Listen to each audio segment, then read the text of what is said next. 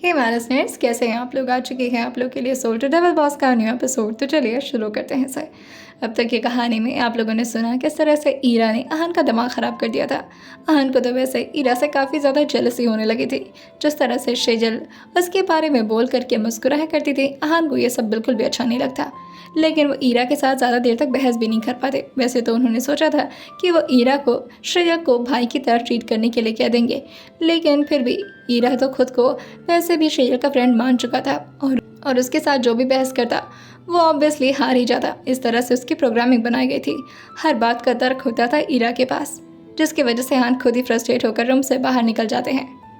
वही वो बाहर निकल करके फ़ोन पर यशवीर से कुछ बात करते हैं और ग्राउंड एरिया में चले जाते हैं। वहीं श्रीजल जो रिया और लिली के साथ कुछ और स्टाफ को देखती है, वो सबको ज़ोर से हक करते हुए कहती है, वाह तुम लोग अच्छा हो यहाँ पर आ गए, मैं काफ़ी मिस कर रही थी तुम लोग को। रिया जो से कहती है, मिस कर रही थी? अच्छा, तो बात क्यों नहीं की? श्रीजल जो कहती है, मैं कैसे बात करती, मेरे पास तो तुम लोग का नंबर भी नहीं है और ना ही फ़ोन है मेरे पास। रिया जो कहती है, तुम्हारे पास फ़ोन नहीं है? श्रीजल जो कहती है, नहीं मैं फ़ोन नहीं यूज़ करती। लिली जो कहती है, हे भगवान, अब यही सुनना बाकी था। इस ज़माने में किसके पास फ़ोन नहीं होता यार, आजकल तो छोटे छोटे बच्चे लेकर के घूमते हैं फ़ोन। Oh my God. अच्छा कोई बात नहीं, वैसे भी सर तुम्हें प्रोवाइड करवा देंगे, एक बार तुम सर से बोल कर देखो। श्रीजल जो कहती है, क्या ज़रूरत है फ़ोन की, कुछ खास काम नहीं है, वैसे भी किसी से बात भी नहीं करना होता। रिया जो कहती है, अरे किसी से बात नहीं करना होता तो क्या हो गया, दुनिया के बारे में कुछ जानोगी, कुछ सुनोगी, कुछ अपडेट देखोगी। श्रीजल जो कहती है, नहीं मुझे इन सब में कोई भी दिलचस्पी नहीं है, चलो तुम लोग भी काफ़ी थक कर आए होगे, मैं सबके लिए खाना तैयार करती हूँ। रिया जो कहती है, मैडम हम यहाँ पर मेहमान नहीं हैं, वर्कर हैं, चलो साथ में काम करते हैं, और हाँ तुम आराम से सिर्फ बैठोगी। रिया की बात सुनकर श्रीजल जो कहती है, नहीं नहीं यहाँ पर पापा जी और पार्थिक जी को भी खाना है, तो मेरे हाथ का खाना उन लोग को ज़्यादा पसंद आएगा। रिया और लिली एक दूसरे को देखते हुए कहती हैं, अच्छा और हम बाकी स्टाफ, तुम्हें क्या लगता है हम लोग नूबड़े हैं? चुपचाप से अपनी जगह पर शांति से बैठो, हम लोग हैं ना 5-6 स्टाफ है यहाँ पर काम करने के लिए। वहीं आहान को अपने बिजनेस पर्पस के लिए सिंगापुर निकलना था, कुछ इंपॉर्टेंट मीटिंग करने के लिए। वैसे भी उनके त्रिनेत्र डायनामिक्स का मेन हेडक्वार्टर सिंगापुर में ही था। यशवीर जो आहान से बताता है, सर आपकी प्राइवेट जेट 1 घंटे में रेडी हो जाएगी। आहान जो कहते हैं, बाकी सबकी अरेंजमेंट तो हो ही जाएगी, लेकिन कल जल्द से जल्द मुझे वापस आना है, वैसे भी मैं ज़्यादा देर इंडिया से दूर नहीं रह सकता। जैसे यशवीर ये सुनता है, यशवीर जो अपने आप से ही बात करते हुए कहता है, ये कब से हो गया, सर कब से इंडिया को इतना पसंद करने लगे, पहले तो इंडिया में रहना ही नहीं चाहते थे, हमेशा अपने डैड के बार बार बुलाने की वजह से आते थे। खैर होगी कोई पर्सनल रीज़न। और फिर वो आहान से कहता है, ओके सर मैं कुछ करता हूँ। आहान कहते हैं, जो भी करना जल्द से जल्द करो, मैं कल सुबह तक इंडिया लैंड कर जाना चाहता हूँ। जितने भी कल की मीटिंग्स हैं उन्हें आज के आज ही करवा दो। यशवीर जो कहता है, सर पर पहुँचते पहुँचते वहाँ पर भी शाम हो जाएगी। आहान जो कहते हैं, हाँ तो क्या हो गया, पूरी रात तो बचेगी ना हमारे पास, हम पूरी रात भर मीटिंग करेंगे, लेकिन कल मुझे इंडिया जल्द से जल्द पहुँचना है, दैट्स इट, मुझे फर्दर आर्ग्यूमेंट्स नहीं चाहिए। यशवीर कैसे भी अरेंज करो, इट्स योर प्रॉब्लम करके वो फ़ोन कट कर देते हैं। यशवीर जो फ़ोन को देखते हुए कहता है, अजीब हालत है, पहले कहते थे कि आराम से मीटिंग को पोस्टपोन करते जाओ, आराम से 3 से 4 हफ्ते बाद हम इंडिया वापस लौटेंगे, और अब है कि 1 दिन भी इंडिया के बिना रहा नहीं जा रहा। अब खैर जो भी है, अब आंसर का ऑर्डर है तो मानना ही पड़ेगा। और फिर वो सारे मीटिंग को आज के आज ही शेड्यूल करने में लग जाता है। आहान को आधे घंटे में ही निकलना था। वही उनकी नज़र जब फिर से अंदर आकर शेजल को ढूंढने लगी थी। ईरा भी उनके ठीक सामने आ जाता है और आहान की फीलिंग्स को वह पहले से डिटेक्ट करते हुए कहता है, आप शेजल को बहुत मिस करने वाले हैं, इसी वजह से आप काफ़ी ज़्यादा इमोशनल हो रहे हैं, कहीं आप रो मत दीजिएगा सर। जो घूर कर अपने चेहरे को उसकी तरफ घुमाते हैं और अपने ठीक सामने वास को रखा देख कर कहते हैं, तुम्हें पता है अगर वो तुम्हारे सर पर फूटेगा तो तुम्हारा क्या हाल होगा? ईरा जो कहता है, वो फूट जाएगा सर, मेरा कुछ नहीं होगा। आहान जो कहते हैं, अभी जब तुम इस तरह की फालतू ज़ुबान चलाते हो ना, मन करता है तो मैं अभी शट डाउन करूँ और ले जाकर के किसी कूड़ेदान में फेंक दूँ। ईरा जो आहान से कहता है, सॉरी सर आप नाराज़ मत होइए, आप जाइए, श्रीजल किचन में है, आपकी निगाहें उसी को ढूंढ रही है ना। जो इस तरह से ईरा को श्रीजल श्रीजल करता देखकर उससे कहते हैं, तुम इतने हक से उसे श्रीजल क्यों बुलाते हो? एक काम करो, आज से तुम उसे श्रेजल नहीं, श्रेजल बहना बुलाओगे and this is my command. Ira जो कहता है श्रेजल बहना। आहान जो कहते हैं वेरी गुड। ईरा जो कहता है वेट सर, पर मैं उसे बहना नहीं बुला सकता क्योंकि वो मेरी बहन नहीं है। हम दोनों सिर्फ फ्रेंड्स हैं और फ्रेंड्स बहन नहीं होते। आहान जो से कहते हैं मैंने जितना कहा है उतना करो। उसका नाम आज से तुम श्रेजल नहीं बल्कि श्रेजल बहना ही बुलाओगे। ईरा जो आहान से कहता है क्या उनका नाम श्रेजल बहना है, क्या मैं इस नाम को फीड कर लूँ? आहान जो कहते हैं एग्जैक्टली, अभी के अभी फीड करो। ईरा जो कहता है ठीक है फिर आप भी उन्हें श्रेजल बहना ही बुलाइएगा। आहान जो कहते हैं वो मेरी बीवी है, मैं उसे बीवी बुलाऊंगा। ईरा जो कहता है ठीक है फिर आप उसे बीवी ही बुलाइएगा, मुझे क्या। अब जाइए आप जल्दी से उससे मिल लीजिए वरना कहीं आपके दिल की धड़कनें बंद ना हो जाए। आहान जो से कहते हैं शायराना बन रहे हो बहुत ज़्यादा तुम, वापस आकर के देखता हूँ तुम्हें, किसी ऐसे खड़ूस ओनर को दूंगा ना कि याद रखोगे तुम। ईरा जो अब उनका आगे कोई जवाब नहीं देता और बस उन्हें जाता हुआ देखता है। ईरा के बताने के मुताबिक आहान जो कि किचन की तरफ जाते हैं और श्रेजल को अपने पास बुलाते हुए कहते हैं ज़रा इधर तो आना। श्रेजल जो पीछे मुड़कर कहती है मैं। आहान जो कहते हैं इतना हक से मैं और किसी को बुलाऊंगा, और ऑब्वियसली तुम्ही से काम होगा, मुझे और किससे हो सकता है। सारे स्टाफ जिस बात को सुनकर धीरे धीरे मुस्कुराने लगी थी। वहीं श्रेजल जिसके हाथ में इस वक्त बेसन लगा हुआ था वो आहान की तरफ आती है। आहान ने इस बात को ध्यान नहीं दिया था कि उसके हाथ में कुछ लगा है। वो तुरंत ही उसके हाथ को पकड़ते हैं और उसे साइड में ले आकर के उसके हाथों को अपने चेस्ट पर रखते हुए उसे ज़ोर से हक करते हुए कहते हैं आधे घंटे में निकल रहा हूँ मैं। श्रेजल जो थोड़ा मुंह बनाते हुए कहती है नहीं इतनी जल्दी नहीं जाना आपको, अभी तो खाना भी खाना है ना, भूखे पेट नहीं जाने दूंगी मैं आपको। आहान जो से कहते हैं भूख तो मुझे लगी है लेकिन खाने का मन मुझे कुछ और कर रहा है। श्रेजल जो कहती है आप जो कहिए मैं अभी बना देती हूँ। अब आपको पकौड़ी पसंद है, मैं पकौड़ी बना रही थी। आप कहे तो मैं चीला भी बना सकती हूँ या फिर ढोकला, लेकिन ढोकला में टाइम लग जाएगा। आप जो कहिए मैं जल्दी से बना देती हूँ ना। वहीं ये बोल करके वो जाने लगती है लेकिन आहान उसको पकड़ते हुए कहते हैं अगर मैं कहूँ कि मुझे तुम्हें खाने का मन कर रहा है तो खाने दोगे? श्रेजल जो कहती है आप बार बार मुझे खाने की बात क्यों करते हैं, डर लगता है मुझे इस बात से। आहान जो उसकी गालों को पकड़कर उसे खींचते हुए कहते हैं और तुम्हें डरता हुआ देखकर मुझे अच्छा लगता है। जब मुझसे तुम मासूमियत से मुझसे रिक्वेस्ट करती हो ना यार, मैं तुम्हें बहुत मिस करूँगा श्रेजल। श्रेजल जो कहती है जल्दी वापस आएगा, मैं भी बहुत मिस करूँगी आपको। वहीं आहान जो कि अपने बॉडीगार्ड को अपने पास बुलाते हैं। वो बॉडीगार्ड जो कि अपने हाथ में श्रेजल के लिए एक फ़ोन का बॉक्स लेकर आया था। ये पकड़ो फ़ोन है और वीडियो कॉल तुरंत रिसीव कर लेना, मैं जा रहा हूँ तैयार होने, ठीक है? वो भी है। और ये बोल करके वो श्रेजल के फोरहेड पर किस करते हैं और उसके हाथ में उस बॉक्स को थमाते हैं। लेकिन जैसे ही श्रेजल अपने हाथ में उस बॉक्स को पकड़ती उसके हाथ जो कि बेसन से अभी पूरी तरह से लिपटे हुए थे वो पूरे बॉक्स पे भी लग जाते हैं। ये क्या कर रखा है अपने हाथ की हालत? श्रेजल जो कहती है पकौड़ी बना रही थी ना तो वही बेसन फेंट रही थी। आंखें जो कि डर से सिकुड़ जाती हैं। आहान जो से कहते हैं अब क्या हुआ? श्रेजल जो कहती है आपको ये शर्ट पहन करके तो नहीं जाना था ना?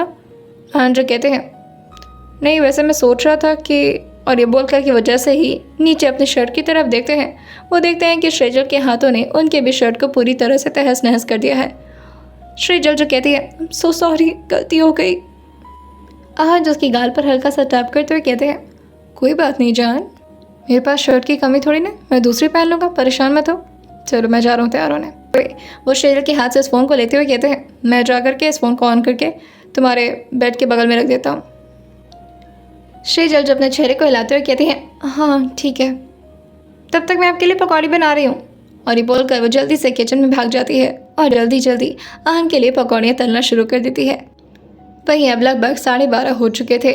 आहान जो कि रेडी होकर के अपने मेंशन से बाहर निकल रहे थे। वो जैसे ही मेन गेट पर आते हैं श्रेजल भी उनको सी ऑफ करने के लिए वहीं पर खड़ी थी। आहान जो पीछे मुड़ करके ज़ोर से श्रेजल को हक करते हुए कहते हैं I love you, bye bye my sweet wife. और ये बोल करके वो उसके फोरहेड पर किस करते हुए कहते हैं ध्यान से खाना खाना और कल तक थोड़ी सी चबी हो जाना, ठीक है? श्रेजल जो कहती है जी ठीक है, आप तो ठीक से कुछ खाए भी नहीं। आहान जो कहते हैं तुम्हारे हाथों की 2 पकौड़ी टेस्ट कर लियो ना, बस काफ़ी है। और ये बोल करके वो उसको बाय करते हुए वहाँ से जाने लगते हैं। श्रेजल जो कहती है अरे पर रात तक भूख लग जाएगी, लंच तो लेते जाइए। आहान जो से कहते हैं डियर मैं अपने प्राइवेट जेट में जा रहा हूँ, वहाँ पर खाने की अरेंजमेंट रहेगी। तुम भी ध्यान से खा लेना, ठीक है? और ये बोल करके वो अपने चेहरे पर हल्की से स्माइल ला करके उसे बाय तो कर देते हैं, मगर दिल ही दिल में उन्हें एक टीस से महसूस हो रही थी, जैसे उन्हें शेजल से दूर जाने में कितनी ज़्यादा तकलीफ महसूस हो रही हो। वो गाड़ी के अंदर बैठते हैं और इस वक्त उनकी गाड़ी को एक बॉडीगार्ड ड्राइव कर रहा था। पहली बार आहान, जो कि किसी अनजान लड़की के लिए इतना ज़्यादा इमोशनल फील कर रहे थे, वो कुछ सोचते हुए हल्का सा मुस्कुराते हैं और फिर अपनी आंखें बंद कर लेते हैं। वहीं दूसरी तरफ आहान के मेंशन में श्रीजल जो जल्दी जल्दी लंच वगैरह तैयार कर रही थी। वैसे तो श्रीजल को ज़्यादा काम बाकी लोग करने नहीं दे रहे थे, मगर श्रीजल को बिना काम किए रहा भी कहाँ जाता था। वहीं अब धीरे धीरे ठंड का मौसम गायब सा हो रहा था। किचन में काम करते करते श्रीजल के माथे पर हल्के हल्के पसीने की बूंदें आने लगती हैं। बाकी स्टाफ जो कि श्रीजल को देखकर कहती हैं, मैम आप रहने दीजिए ना काम करने के लिए, वैसे भी आपका ग्लो चला जाएगा। आप सर की वाइफ हैं, अगर आप काम करेंगे तो फिर हम लोग किस लिए हैं? प्लीज़ आप जा कर के हॉल एरिया में बैठ जाइए, या फिर आप चाहें तो पार्क में भी जा सकती हैं। आप ईरा के साथ भी बैठकर बातें कर सकती हैं। श्रीजल जो कहती है, अच्छा नहीं लगता आप लोग यहाँ पर काम करेंगे और मैं जा कर के आराम से बैठूँ। रिया जो श्रीजल से कहती है, और नहीं तो क्या बेबी डॉल, और वैसे भी तुम इतनी छोटी सी बच्ची जैसी हो, तुमसे काम करवाएंगे हम, जाओ जल्दी से। और देखो ये छोटी सी मासूम बच्ची को कितने पसीने भी हो रहे हैं, चलो चलो जाओ जल्दी। श्रीजल जी कहती हैं, पर लेकिन तभी लिली और रिया जो कि दोनों मिल करके उसे धक्का देते हुए कहती हैं, जाओ। श्रीजल को ज़बरदस्ती वो लोग किचन से बाहर कर देते हैं और श्रीजल भी अब आकर के हॉल में बैठ जाती है। वहीं काउच पर ईरा भी आराम से अपने पैर को लटका करके बैठा हुआ था। वो आसपास की चीज़ों को स्कैन करके अपने आप को अपडेट कर रहा था। हर एक इंसान की ह्यूमन एक्शन को देख करके वो चीज़ें चेंज भी करता रहता था। श्रीजल जो अपने दुपट्टा को साइड में लेती है और उसे अपने माथे के पसीने के आए हुए कुछ बूंद को पोंछते हुए आकर के ईरा के बगल में बैठ जाती है। ईरा जो अपनी मुंडी को लगातार कभी लेफ्ट की तरफ घुमाता, कभी राइट की तरफ, कभी ऊपर तो कभी नीचे, वो इस तरह से लगातार अपने मुंडी को घुमाया जा रहा था। वो कभी कभी रह रह करके अपनी मुंडी को पीछे भी लेते जा रहा था। श्रीजल जो थोड़ा घबराते हुए कहती है, इस तरह से मत करो, मुझे डर लगता है। ईरा जो उसे बगल में देखते हुए कहता है, तुम्हें डर लगता है? ठीक है, मैं फिर ऐसा नहीं करूँगा। तुम्हें जो अच्छा लगता है मैं बिल्कुल वही करूँगा, परेशान मत होना, हम दोस्त हैं ना। श्रीजल जब मुस्कुराते हुए कहती है, तुम कितने क्यूट हो। और ये बोल करके वो उसके गाल पर धीरे से अपने हाथ को सहला देती है। वहीं ईरा जो उससे कहता है, ज़रा नीचे तो झुकना। श्रीजल हल्का सा नीचे झुकती है तो ईरा भी अपने प्यारे प्यारे गोल मटोल हाथ को उसके चेहरे के पास ले जाता है और धीरे से उसके चेहरे पर सहलाते हुए कहता है, तुम भी बहुत क्यूट हो, क्यूटी पाई। श्रीजल हंसते हुए कहती है, हाँ, तुम मुझे कॉपी कर रहे हो। ईरा जो कहता है, तुम भी तो मुझे कॉपी करती हो ना। और वैसे भी ईरा जो कहता है, मैं इंसानों को ही कॉपी करने के लिए बना हूँ, मेरे पास अपनी कोई फंक्शनिंग नहीं होती, जैसे इंसान बिहेव करते हैं मैं उन्हें देखकर सीखता हूँ। श्रीजल जो कहती है, कुछ भी सीख सकते हो। ईरा जो कहता है, हाँ मैं कुछ भी सीख सकता हूँ। श्रीजल जो इस बात को सुन करके पालती बना करके काउच पर आराम से बैठती है और ईरा की तरफ अपना चेहरा घुमा लेती है और उससे थोड़ा क्यूरियस होते हुए पूछती है, तो मतलब तुम किसी की भी तरह एक्टिंग कर सकते हो? ईरा जो कहता है, हाँ मैं किसी की भी तरह एक्ट कर सकता हूँ, तुम्हें किसकी एक्टिंग देखनी है। लेकिन श्रीजल जो आगे कुछ कह नहीं पाती और वो अपने चेहरे को हल्का सा नीचे झुका लेती है।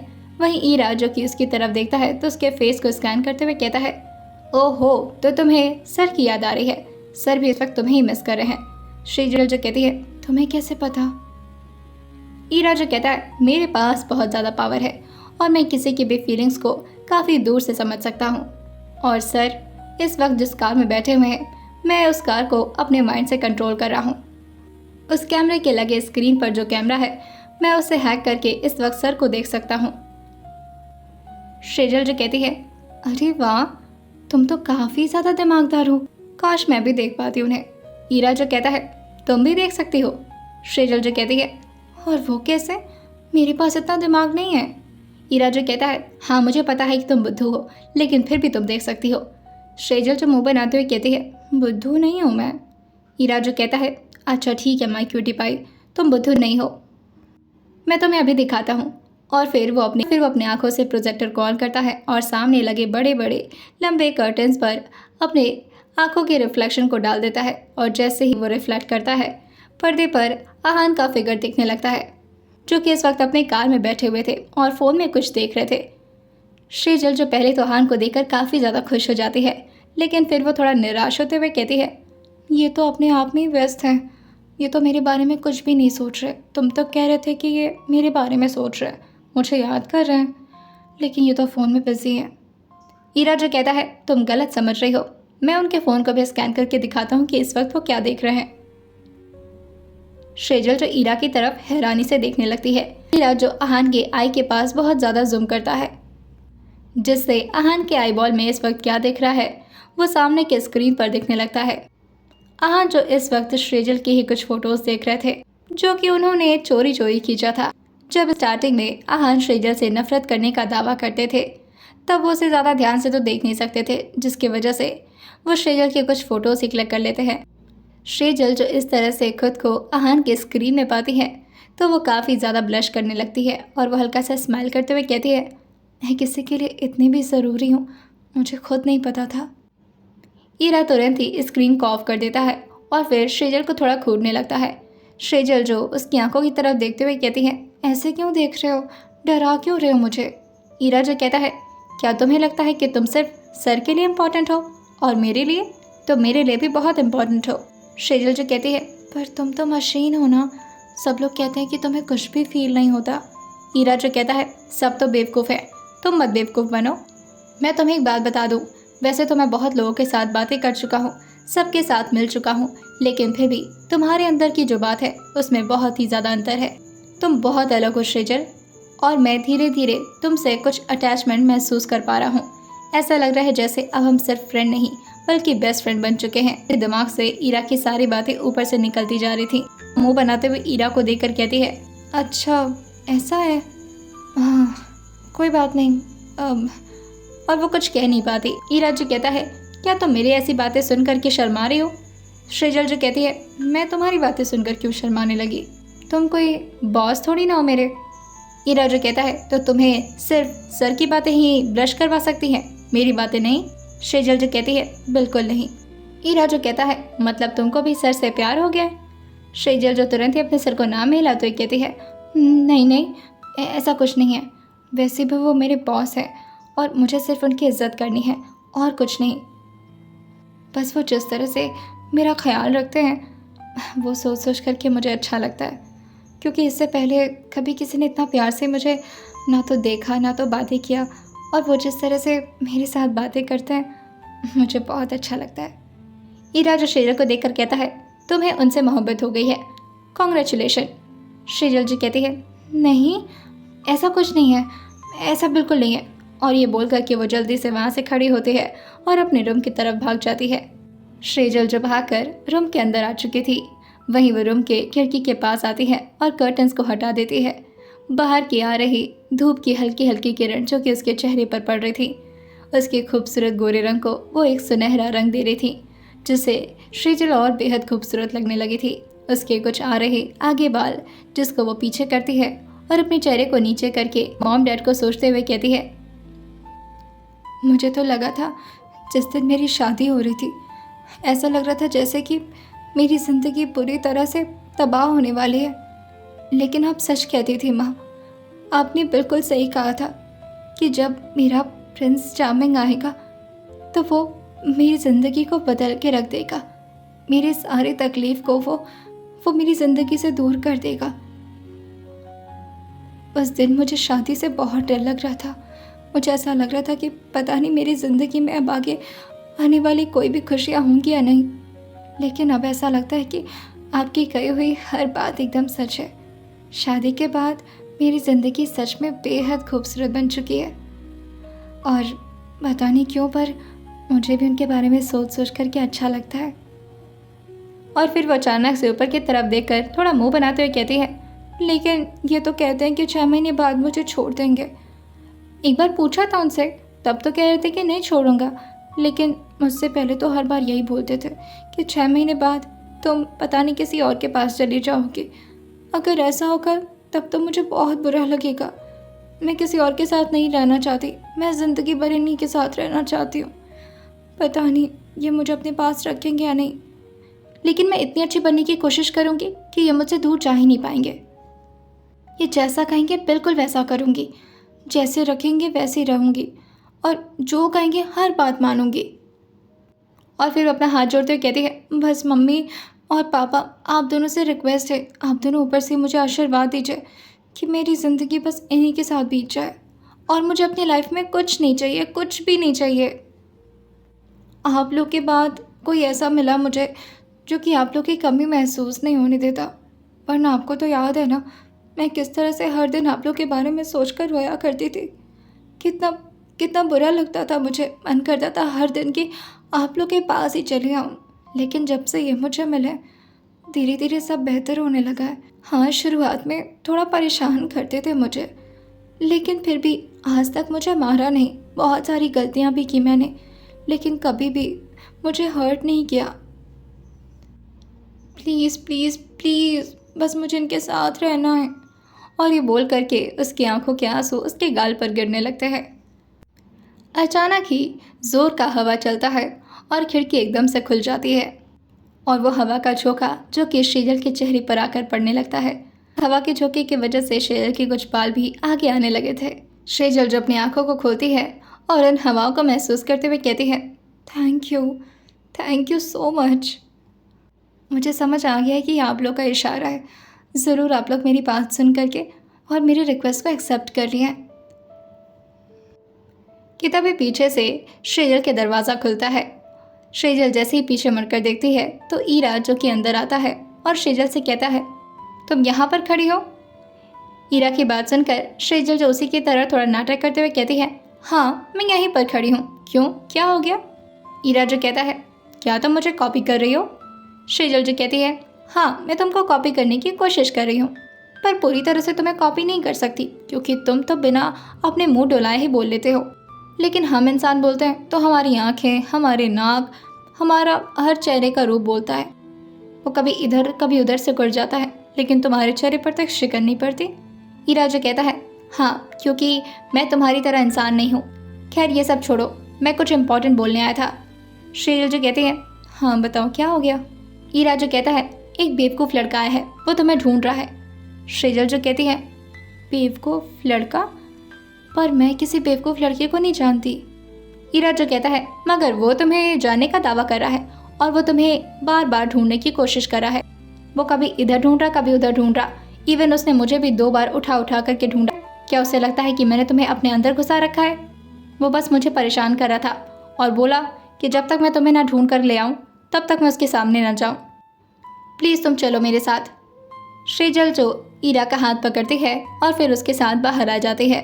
वहीं ईरा जो की सीढ़ियों से उतरकर शेजल को इशारा करते हुए नीचे की तरफ दिखाते हुए कहता है, वो रहा, दिमाग से एकदम पैदल है वो, तुम भी ज़रा बच कर रहना।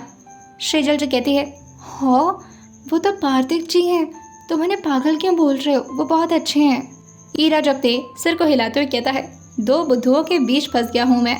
और फिर वो अपने हाथ को अपने सर पर ले जाकर के पटकने लगता है। पार्थिक जो से घूरते हुए कहता है, अब इसे क्या हो गया, ये कौन सा डिप्रेशन में जाने लगा? शेजल जो कहती है, ये आपको बुद्धू बोल रहा है और मुझे भी बोल रहा है। पार्थिक जो कहता है, मशीन हो तुम, ज़्यादा ऊट पटांग की बातें की ना तो यहीं पर हथौड़े लाऊंगा और तुम्हारे सारे पुर्जे को तोड़ तोड़ कर अलग कर दूंगा। ईरा जैसे ये सुनता है वो लगभग दौड़ते हुए पार्थिक के सामने आने लगता है। पार्थिक जो थोड़ा सा घबरा जाता है और वो जल्दी से अपने पैरों को ऊपर की तरफ करके पालथी मार लेता है और अपने सामने कांच के वाटर बॉटल को लेकर उससे कहता है, हे दूर दूर दूर दूर हो मुझसे। ईरा जो कि उसके पास आकर कहता है, क्या हुआ, डर गए मुझसे? और तुम्हें क्या लगता है कि तुम मुझे हथौड़े से तोड़ दोगे तो तुम्हारे हाथ सही सलामत बच जाएंगे? पार्थिक जो शेजल को देखकर कहता है, देखा किस तरह से इसकी कैंची की तरह जबान चल रही है, बदतमीज, मैनरलेस, तुम्हें ज़रा भी आइडिया नहीं कि बॉस से किस तरह से बात करनी है। ईरा जो उसको पहले ऊपर से नीचे तक देखते हुए कहता है, तुम मेरे बॉस हो? और ये कब हुआ? तुम्हारे जैसे गधे लोग को मैं बॉस नहीं बुला सकता। शेजल जो हंसते हुए कहते हैं, ये किस तरह से बात कर रहा है आपसे और ऐसे क्यों बोल रही है? पार्थिक जो मुंह बनाते हुए कहता है, भाई का रोबोट है ना, अब भाई की नज़र में मैं गधा हूँ तो उन्होंने ज़रूर इसके भी दिमाग में फीड कर दिया होगा कि मैं पागल, गधेड़ा और बेवकूफ़ बुद्धू इंसान हूँ। ईरा जो कहता है, समझदार तो थोड़े से निकल गए तुम, लेकिन बिल्कुल सर ने ही मेरे अंदर ये फीड किया है कि तुम्हारी क्वालिटी क्या है, तुम्हारे फीचर क्या हैं और तुम्हारा कैरेक्टर कैसा है। और फिर वो उसके सामने आ जाता है और अपने हाथ को उठाने लगता है, लेकिन पार्थिक जो कि अपने गाल को पीछे करते हुए कहता है, क्या थप्पड़ मार रहे हो तुम मुझे? ईरा जो कहता है, नहीं, मैं थप्पड़ मारूंगा तो तुम बेहोश हो जाओगे और मैं तुम्हारे साथ कोई दुश्मनी नहीं निभाना चाहता। और फिर वो अपने दोनों हाथ को पार्थिक के पास ले आता है, लेकिन पार्थिक उससे काफ़ी ज़्यादा लंबा था, जिसकी वजह से बैठने के बावजूद भी ईरा उसके गाल तक नहीं पहुंच पाता। वो शेजल को देखकर कहता है, help, please help, please help. Shejal उसके पास जाकर कहती है, कैसी हेल्प चाहिए तुम्हें? ईरा जो कहता है, मुझे उठाओ, मुझे इसके गाल को छूना है। शेजल जो कहती है, और वो क्यों? ईरा जो कहता है, तुम बहुत सवाल करती हो, रहने दो, मैं खुद ही चढ़ जाऊंगा। और फिर वो थोड़ा कोशिश करके काउच पर खड़ा होता है और पार्थिक के गाल को आकर के धीरे से टच करता है और उसकी मुंडी को इधर उधर हिलाते हुए कहता है, तुम बहुत क्यूट हो, बहुत बकवास भी करते हो और मैं तुम्हें बहुत प्यार भी करता हूँ, हम काफ़ी अच्छे दोस्त बन सकते हैं। और ये बोल करके वो लगातार उसके मुंडी को कभी लेफ्ट तो कभी राइट, कभी लेफ्ट तो कभी राइट घुमाते जा रहा था। पार्थिक जो अपने चेहरे को रोकते हुए पार्थिक जो पूरी कोशिश करता है इस वक्त वो ईरा से अपने चेहरे को छुड़ा ले, लेकिन ईरा की ताकत के आगे पार्थिक की ताकत फीकी पड़ती जा रही थी। वो ईरा से कहता है, छोड़ दो मुझे, मेरा सर घूम रहा है। ईरा जो कहता है, पहले तुम बोलो कि हम दोस्त बन चुके हैं। ईरा की इस तरह हरकत करने की वजह से पार्थिक फ्रस्ट्रेट होते हुए कहता है, अच्छा ठीक है, हम दोस्त बन चुके हैं। ईरा जो कहता है, दैट्स सो ग्रेट। और फिर वो अपने चेहरे को पार्थिक के फोरहेड पर ले आकर टिका देता है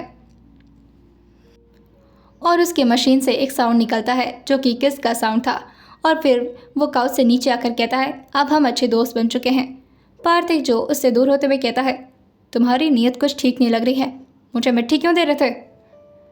ईरा जो कहता है, उसे किस कहते हैं, बेवकूफ़, और जो फ्रेंड होते हैं वो किस तो कर ही सकते हैं। पार्थिक जो शेजल से कहता है, भाभी से प्लीज़ बोलो चुप हो जाए वरना मेरा दिमाग ख़राब हो जाएगा। कौन बुलाए यार तुम्हें यहाँ पर? ये मेरे को और डैड को बहुत परेशान करता है और स्पेशली मुझे तो अलग लेवल का परेशान करता है ये। बहुत हो गया बेटा, आज देख लेना तुम्हारे साथ कुछ बहुत गलत कर दूंगा मैं, मुझसे दूर रहो। और ये बोल कर कि वो जल्दी से खड़ा होता है और ड्रेस चेंज करने के लिए वहाँ से अपने रूम में भाग जाता है। थोड़ी देर में ही पार्थिक नीचे आ चुका था। वो अब डाइनिंग टेबल पर आ करके आराम से बैठ जाता है। वहीं शेजल जो उसके लिए लंच लेकर आती है। पार्थिक जो लंच को देखकर कहता है, क्या बात है, आज तो बेसन के गरम गरम पकौड़े बने भाई, वो भी इतने सारे वैरायटीज़ में, कोई खुशी की बात है क्या? शेजल जो कहती है, खुशी की तो कोई बात नहीं है, हाँ मगर एक दुख की बात है। पार्थिक जो कहता है, क्या हुआ, सब ठीक तो है? भाई ने डांटा क्या आपको? शेजल जो कहती है, अरे नहीं नहीं, वो सर बाहर चले गए हैं और वो कल तक वापस नहीं आएंगे, कह रहे थे कल शाम तक आएंगे। जैसे ही पार्थिक ये सुनता है वो तुरंत ही टेबल से उठ करके खड़ा होता है और टेबल पर ही चढ़कर डांस करते हुए कहता है, क्या आपने बोला, भाई नहीं आएंगे? और ये बोलते बोलते भी वो लगातार डांस करते जा रहा था। शेजल जो इस तरह से पार्थिक को टेबल पर चढ़ा हुआ डांस करते हुए देखती है तो उससे कहती है, अरे आप गिर जाएंगे, क्या कर रहे हैं? पार्थिक जो कहता है, अरे मैं नहीं गिर रहा, पहले ये बताओ कि ये सच है। ओ माय गॉड, भाई नहीं है, मतलब आज तो पार्टी पक्का। मैं तभी से इसीलिए तो परेशान था, इसीलिए तो मैं आपको ढूंढ रहा था, मुझे लगा था कि यार हमारी पार्टी है तो फिर मैं भाई को मनाऊंगा कैसे। और मैंने सोचा कि भाई आपको बहुत प्यार करते हैं तो आपकी बात तो तुरंत ही मान जाते, लेकिन अगर आप भाई ही नहीं है तो पूछने की ज़रूरत कहाँ है? और फिर वो बल्ले बल्ले करते हुए कहता है, आज तो मज़े ही हो गए। शेजल जो कहती है, अभी खाना तो खा लीजिए। पार्थिक जो कहता है, हाँ हाँ पहले खाना खा लेता हूँ, पहले पेट पूजा कर लेता हूँ, उसके बाद डांस करूँगा, और अभी मेरे साथ डांस करना, ठीक है? शेजल जो कहती है, नहीं नहीं मुझे नहीं करना। वहीं ईरा जो कि इस वक्त शेजल के पीछे ही खड़ा था, वो शेजल के कपड़े को थोड़ा सा खींचता है जिससे शेजल पीछे की तरफ घूमती है। ईरा जो उसे अपनी तरफ झुकने के लिए इशारा कर देता है। शेजल थोड़ा उसकी तरफ बेंड होते हुए कहती है, क्या हुआ, तुम्हें भूख लगी है? ईरा जो अपने चेहरे को नाम में हिलाते हुए कहता है, तुम्हें नहीं लगता कि ये लड़का थोड़ा सा पागल है? तुम्हें इससे बच कर रहना चाहिए, मुझे तो लगता है कि इसे किसी साइकेट्रिस्ट को दिखा देना चाहिए। शेजल जो कहती है, अरे इसमें कोई पागल वाली बात नहीं है, वो तो बस खुश हो रहा था। ईरा जो कहता है, खुश होता है तो इंसान खुश होकर के अपने चेहरे पर स्माइल लाता है, थोड़ा ज़्यादा हंस लेता है, लेकिन इस तरह से टेबल पर चढ़ करके पागलों की तरह डांस कौन करता है? शेजल जो कहती है, तुम इतना सवाल क्यों करते हो? सच में कभी कभी तुम्हें देखकर ऐसा लगता है ना कि तुम बिल्कुल बॉस की परछाई हो। वहीं पार्थिक जो कि खाना खाते हुए शेजल को देखकर कहता है, भाभी। शेजल जो उसके सामने आकर कहती है, कुछ और चाहिए आपको? पार्थिव जो कहता है, अरे नहीं नहीं, वैसे भी बहुत ज़्यादा दे दिया आपने, मैं इतना खा लूँगा, मेरा पेट भर जाएगा। वैसे भी मैं इतना ही खा लूँ वही बहुत है। अच्छा, मैं ये बोल रहा था कि शाम को 4 बजे जाना है और 10 बजे तक वापस आ जाएंगे, लेकिन 4 बजे नहीं जाऊँगा, मैं 6 बजे तक जाऊँगा। आप भी चलो ना हमारे साथ। सेजल जो कहती है, नहीं मुझे नहीं जाना। पार्थिव जो कहता है, अरे आप हर बात पर तो डर क्यों जाते हो, चलना ना मेरे साथ। और वैसे भी वहाँ पर बहुत सारे लोग हैं आपकी उम्र के हैं, मेरे सारे कॉलेज फ्रेंड्स हैं और कुछ लोग बाहर के भी रहेंगे। अब क्लब है तो क्लब में बाहर के लोग भी आते जाते रहते हैं, लेकिन मेनली वो आज हमारे लिए बुक है। लगभग ऑलमोस्ट फ्रेंड्स हमारे ही रहेंगे, आप भी चलो ना, बहुत मज़ा आएगा।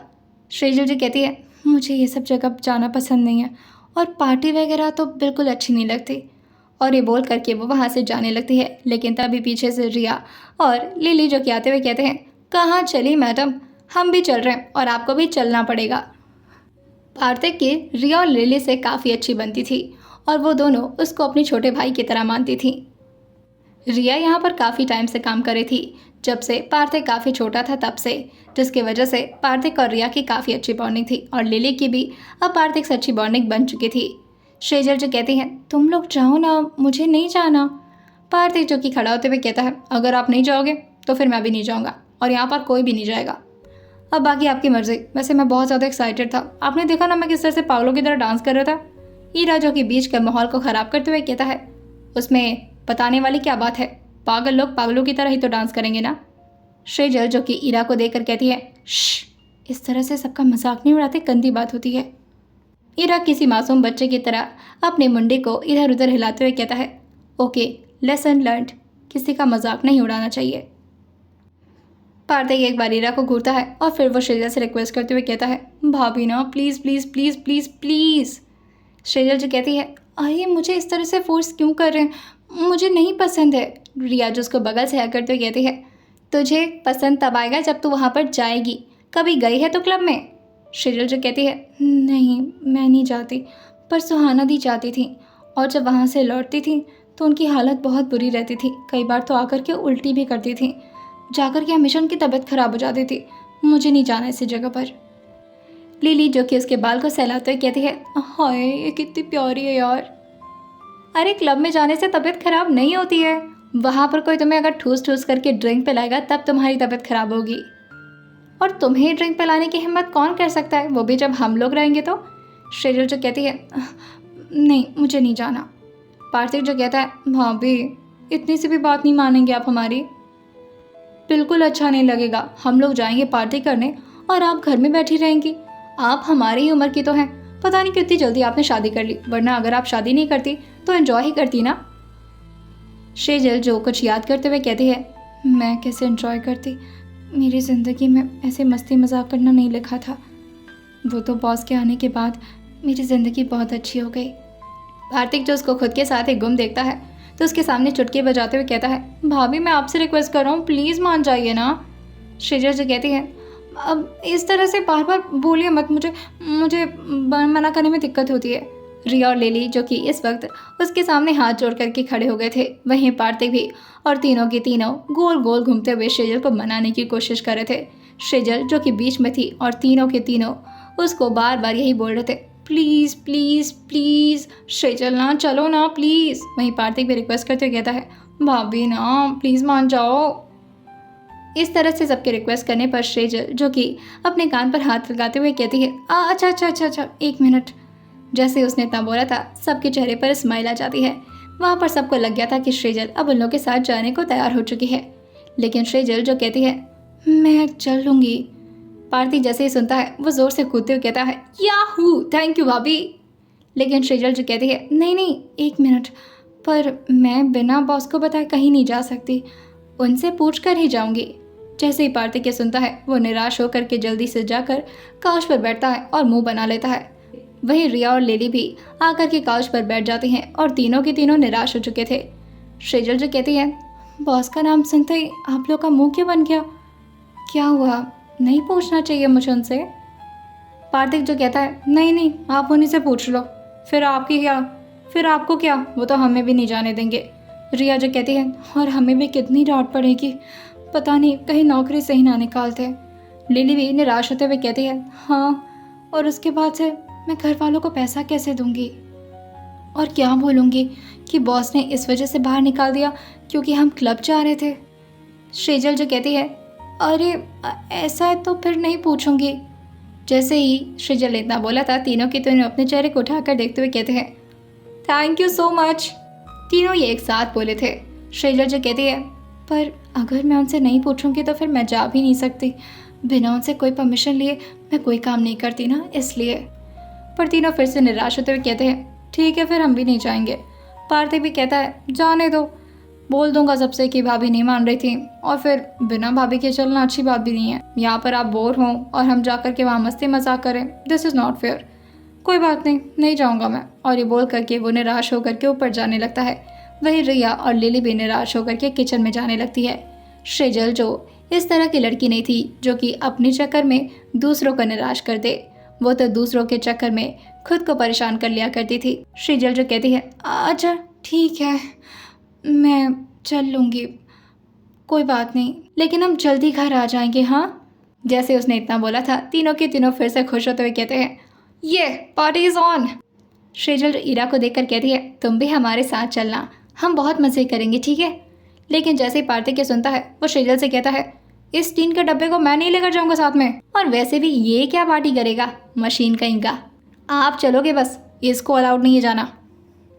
श्रीजल जो कहती है, पर पापा जी से पूछना पड़ेगा ना, अगर वो परमिशन देंगे तो। पार्थिव जो कहता है, पापा जी की टेंशन मत लो आप, डैड से तो मैं पूछ लूँगा, और जब मैं बात करूँगा ना तो डैड मना नहीं कर पाएंगे, बस आप उनके सामने अपनी मुंडी हम हिला देना, दैट्स ऑल।